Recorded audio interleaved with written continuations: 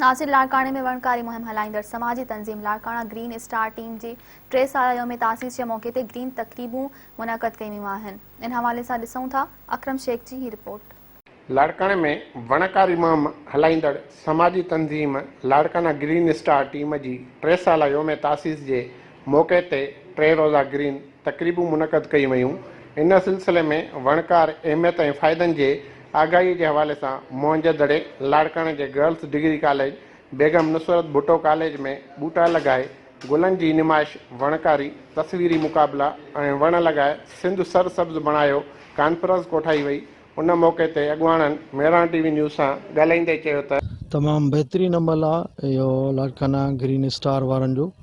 जो असांखे अवेयरनेस ॾिनी अथऊं वणनि ऐं ॿूटनि जे बारे में त इहे माहौल में केतिरो बहितर किरदारु अदा कनि था माहौल जी गदिलाहट खे घटाइण में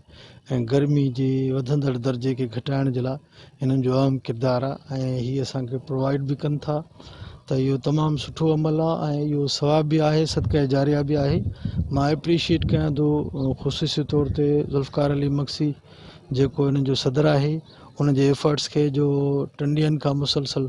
ही काविशूं करे पियो ऐं मुख़्तलिफ़ क़िस्म जा प्रोग्राम ऐं प्लांटेशन जा जेको आहे सो मौक़िया फ़राहम कया अथई। लाड़काना ग्रीन स्टार वारनि जी हिकिड़ी सुठी इहा काविश आहे ऐं ईअं करे चइजे त इहो सदका जारिया बि आहे ऐं उन खां अलावा पॉल्यूशन घटाइण में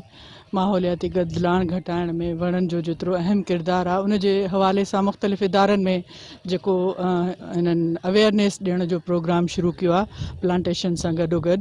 इहो हिकिड़ो बहितरीनु अमल आहे। इन जे करे इहो थींदो त बाद में बि हिननि जे तकरीब खां बाद में बि जॾहिं स्टूडेंट्स में अवेयरनेस ईंदी त हू बि पंहिंजे इदारनि खे पंहिंजे घरनि खे पंहिंजे रस्तनि खे सरसब्ज़ बनाइण जी कोशिश कंदा। ग्रीन स्टार टीम तरफ़ां 3 यौम तासीस जे मुनासिबत सां 3 रोज़ा वणनि ऐं ॿूटनि जे अहमियत ऐं फ़ाइदनि बाबति आगाही पैदा करण लाइ तक़रीबन मुनक़िद कयूं वियूं आहिनि जंहिंमें पहिरें ॾींहं ते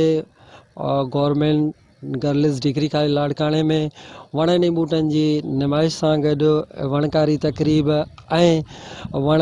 पोखिया विया जंहिंमें ख़ुसूसी तौरु असां सां शिरकत फरमाई आहे डायरेक्टर कॉलेज लाड़काणे प्रोफेसर डॉक्टर करम हुसैन वधो साहब जन ऐं ॿिए ॾींहं ते असांजो प्रोग्राम हुयो मोहन जो दड़ो वण लॻायो सरसब्ज़ बणायो कॉन्फ्रेंस मुनक़िद कई वई ऐं उते बूटा लॻाया विया। टीम हिकिड़ी कोशिशि थी करे त असां मुआशिरे जे हर फ़र्द ताईं वणनि जी अहमियत ऐं फ़ाइदे जो पैगाम पहुचायूं ऐं उन्हनि खे ॿुधायूं त वण ऐं ॿूटा असांजी ज़िंदगीअ लाइ केतिरो ज़रूरी आहिनि। वण न हुजण जे करे ॿेला कटिजण जे करे ॾींहों ॾींहुं गर्मी पद में इज़ाफ़ो थींदो थो वञे। ग्रीन स्टार वारी जेका टीम आहे माशाल्लाह इहा सभिनी सां यानी वञी करे अवेयरनेस बि पैदा करे थी छो जो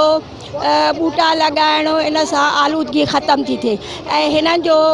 कमु जेको आहे बहितरीनु आहे। असांजी कॉलेज में या मुख़्तलिफ़ जेके कॉलेजिस आहिनि उते वञी करे शजरकारी कनि था ॿूटा लॻाइनि था ऐं माण्हुनि में अवेयरनेस शऊर पैदा कनि था त ॿूटनि जी केतिरी अहमियत आहे। ज़रूरत इन ॻाल्हि जी आहे त सिंध हुकूमत वणकारी मुहिम हलाईंदड़ समाजी तंज़ीम लाड़काणो ग्रीन स्टार टीम समेत ॿियनि सां ताउन कंदे शहर अंदरि